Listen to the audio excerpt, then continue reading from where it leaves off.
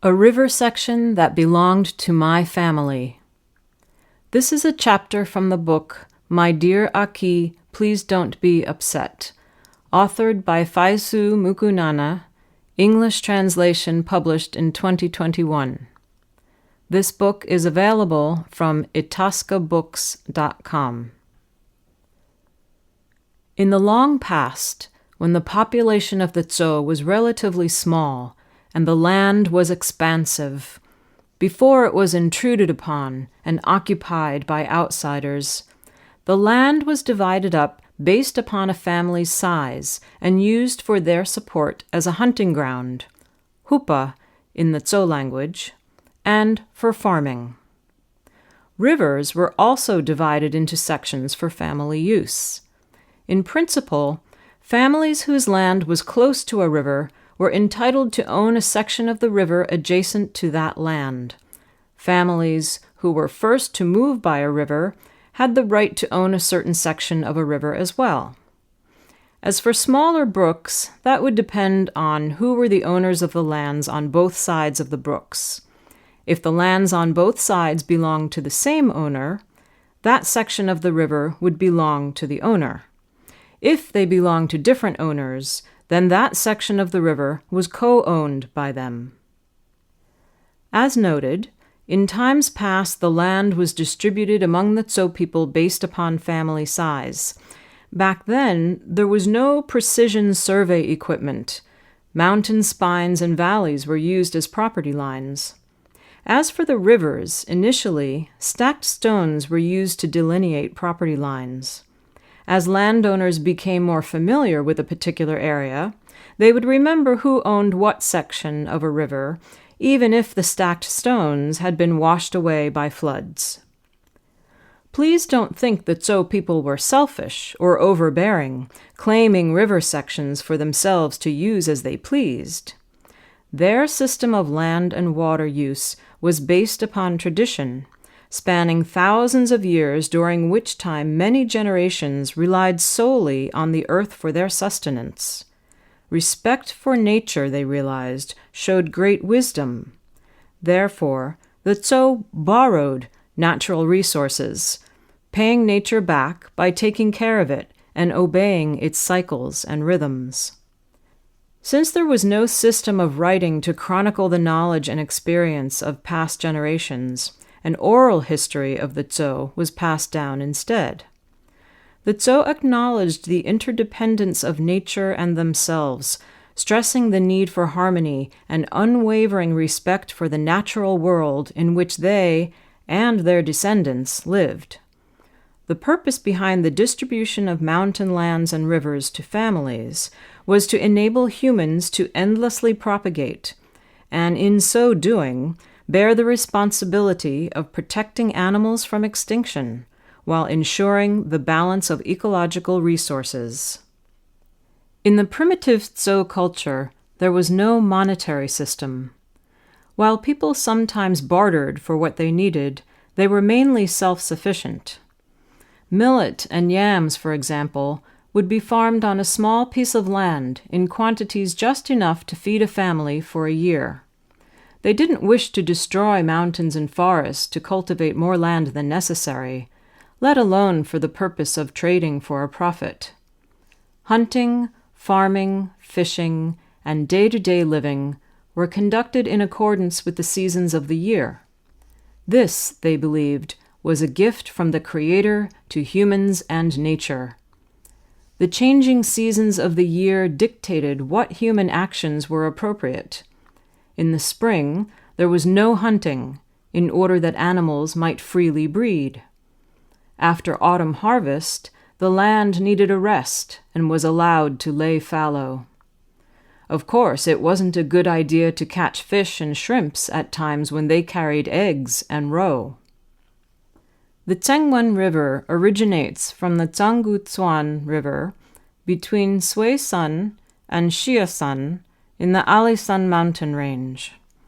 When the Tsengwan River reaches the Dabang community in Alishan village, it merges with the Iskiana River, becoming the Dabang section of the Tsengwan River. Heading southwest, it becomes the Lerya section, and then the Sunmei section, Shinmei section, and finally the Tsarsan section. Some 7 to 8 kilometers past the Tsarsan section, it reaches the Tsengwen Great Dam. In the area named Zhujiao of the Lerya section, there was a river section assigned to my ancestors. When I was a child, this section was more than 100 kilometers wide. Today, continual flooding caused by overlogging and resultant erosion has made it much wider. From the source of the Tsengwen River to the Tsengwen Great Dam, there are numerous smaller brooks which merged into our river section. The Vokudana Brook, which originates from Lake Lerya, joins together with the Tsengwen River. Here, fish and shrimps were abundant. In early days, before the time of overlogging, even small brooks, not just the Tsengwen River, were rich in xenocypress fish and river eels, which, like the rock-climbing loaches, loved clear, clean, and cool water. This is the greatest gift from the great Creator. Here are the fishing methods used by the Tsou people. Harpoon fishing. This involves the harpooning of fish and shrimp while holding a torch. Whenever father wanted to supplement the protein intake of family members, he figured the easiest way was to go harpoon fishing. For this, he would use any spare time he had in the evening. Harpoon fishing was a more convenient and agreeable means compared to slaughtering domestic birds. Besides, a good supply of poultry was necessary for important festivals and for unexpected family guests. Father would pick up a couple of dried bamboo sticks from a pile of firewood to make a torch. He would then shoulder a container made of bamboo and carry the harpoon he had made to the river below our house. In around 1 hour, about the length of time it would take for the torch to burn out, he would return home with what would become a dish of delicacy for the following morning. Just the thought of it would send us into a beautiful night of sleep. My father made all of his tools himself. Harpoons were relatively simple. He'd create 4 iron needles from wrought iron. The needles were a little thicker than toothpicks, about 3 to 4 inches long, and sharp on one end.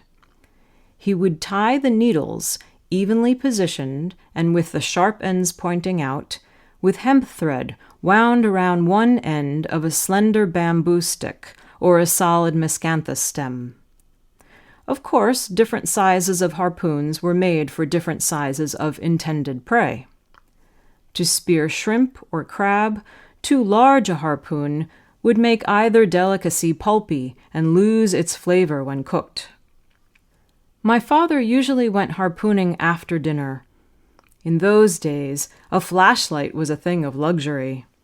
Firewood, on the other hand, was abundant. Therefore, we used torches when we went fishing. If father had the energy to fish longer, in order to bring home more catches, he would ask my brother and me to carry spare torches and follow him. Once in a while, he would ask me to go with him no matter how tired I was, say after a playful day during my school years, or after a late, hard-working day when I was working. I'd carry a 10-foot-long dried bamboo stick and follow him. I'd leap up and down on various sizes of rocks along the uneven stream banks, being extra careful to make sure that the ends of the bamboo stick didn't strike rocks or anything, lest the noise scare away any shrimps, crabs, or fish. They could dart away and hide very quickly. Sometimes, if father was doing well at a particular location, he would stay there longer. In places where there were large chunks of rock, dangerous for kids carrying a long bamboo stick, he would tell me to move to a safer spot. At times, I'd lie on a rock watching the night sky and the stars, wondering why they flickered and whether people some distance away could see our torches flickering as well. During those days of innocence and unruliness, all I knew about stars was that they were stars. I had no idea what they actually were. When I was really tired, I took a nap on a rock in the darkness of the wilderness until my father called out to say it was time to go home. Normally, Father kept his catches in a bamboo tube, which was made from sweet bamboo. Sweet bamboo has large diameters and long sections between knots, and therefore are good for making bamboo tubes. To reduce a sweet bamboo's weight, the green outer layer was skinned. Shreds from rattan or wild hibiscus trunk bark were used to make a strap so that the bamboo tube could be carried, with the strap on one shoulder across the chest. Later, an additional technique was added. A sheet of glass with a wooden frame would be held by hand and placed on the surface of water. Despite the water running, things beneath the glass could still be clearly seen. Alas, this method could be used only during daytime. At night, with one hand holding a sheet of glass, another hand a harpoon, there was no hand left to hold a torch. Fishing with fishing rods. My father wasn't very good at fishing with a rod, and that's why he admired the villager Otter Du. Mr. Du was called Otter for a good reason. Like otters, he understood the currents and was knowledgeable about the prey that lived in the water. Even when fishing was not in season, his fishing skills ensured that he would not go home empty-handed. Fish trap with beam structure. This fishing method was more time-consuming, but its use enabled a fisherman to take advantage of a longer season, from the fall, when the water flow is moderate, all the way to the dry season. The first step in making a fishing rod in the old way was to collect the mountain palm fronds, strip the leaves, and lay out the stalks in the shape of a fan. The stalks were then woven and tied together with cords. A small round opening was made at the narrower end of the fan. The next step was to cut a section of sweet bamboo with several knots between the two ends. The knots, except the last one, would be broken clear. The last one was left together enough for water to run through, but with holes small enough so that the fish could not escape. The top end would be shredded and opened outward like the opening of a trumpet. These various parts were then brought to the site of the family-owned river section for final construction. Having chosen a river section that was relatively flat, with a water flow relatively moderate, a stone wall was built diagonally from one bank to the other across the stream, so that part of the water was directed towards a small channel flowing into the fish trap entrance. The entrance of the fish trap fence was fixed firmly with rocks to support its placement in the stream. The small exit end of the fan-shaped fence was aligned with the trumpet-shaped opening of the bamboo beam.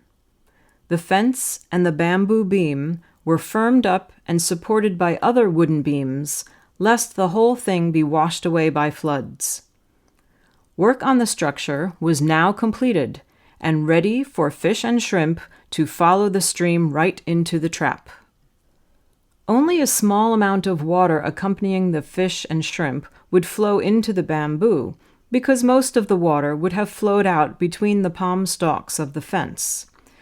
Once the catch were inside the bamboo, they had nowhere to escape. This fishing method, while labor-intensive, was a once-a-season construction project that allowed for fishing over a lengthy period of time. Another benefit was that the method didn't pose any danger of overfishing, since some of the fish and shrimp would swim through the gaps between the rocks, thus avoiding the trap entirely. Once the fishing season was over, the entire trap system was removed and the stream restored to its original state. Fish and shrimp could once again swim freely. The best time to check for catches was in the early morning, because fish and shrimp were more likely to have been caught at night when they were more active. Besides, they would not have been as fresh if harvested in the afternoon. Father liked to have us, boys and girls, with him when he worked. It seemed he didn't like to be alone. Being with him quite often, we learned a lot from the hard-working man. Because our house was about half an hour on foot from the fishing site, and because we didn't want to interfere with our regular daytime work, we normally went to check the traps around 4 o'clock in the morning. Since weather played a role in the activities of fish and shrimp, sometimes we didn't catch anything. To gather what had been captured, we'd remove the bamboo from the stream and peek into it to see what was inside. Sometimes we caught river eels, which were slippery and moved vigorously, making them very difficult to handle. The best approach was to empty the contents in the bamboo onto a beach. An eel's sticky skin would be covered by sand, and it couldn't struggle for too long before it would succumb and die. Unfortunately, sticky skin with sand made it very difficult for us to clean up later. Diverting water away. Possibilities abounded when flooding occurred. Sometimes floods created double waterways on the riverbed. Whenever that happened, one of them was blocked so that people could catch fish and shrimp. The riverbed was always restored afterwards. Fishing with nets. When a typhoon raged, or when there was a big storm at the upper sections of a river, floods brought with them lots of soil, making the water oxygen deficient and forcing organisms to surface. A good time to catch them. During a typhoon, most people stayed in the house. However, my hard-working father would go to the rice field to check on the irrigation. He weathered the storm, wearing a raincoat that was made of palm fibers, and brought with him his big homemade fishing net made of hemp strings to net fish in the Tsou River. When he was fishing, he only wore underwear. This made it easier for him to wade, and, as he explained to us, it wouldn't matter much if he fell in. When his storage container was full, he'd remove his t-shirt and tie a knot at one end for extra storage room. Whenever I saw him coming home, loaded with catch, the thought would come to my mind, how many risks had he taken to feed and care for the family? When the catch was abundant, we normally seasoned the larger fish with salt or baked them, and cooked, stir-fried, or sun-dried the shrimp. The food would be served as a delicacy and enjoyed by all at festivals, special family occasions, or visits by friends from afar. Sweeping method. This approach was used specifically to capture rock-climbing loaches. It worked like this. One person used a broom at the upper section of a stream to chase down the prey, while another captured them at the lower section of the stream.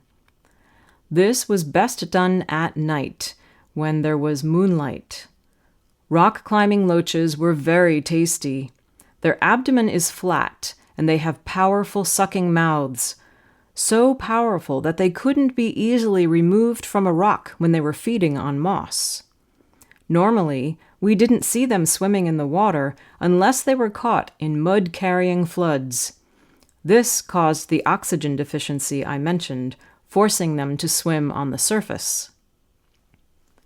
Bamboo fish trap.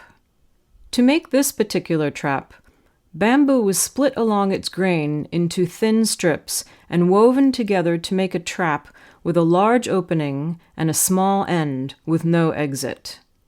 Inside the entrance, a second layer of structure with shorter strips was woven that also had a large opening, but with a small end with an exit. The structure was designed so that prey could get into the trap but couldn't return to escape through the entrance. Just secure it in the riverbed and check the catch each day. This method wasn't as elaborate as the fish trap with beam structure system. Poisoning fish method.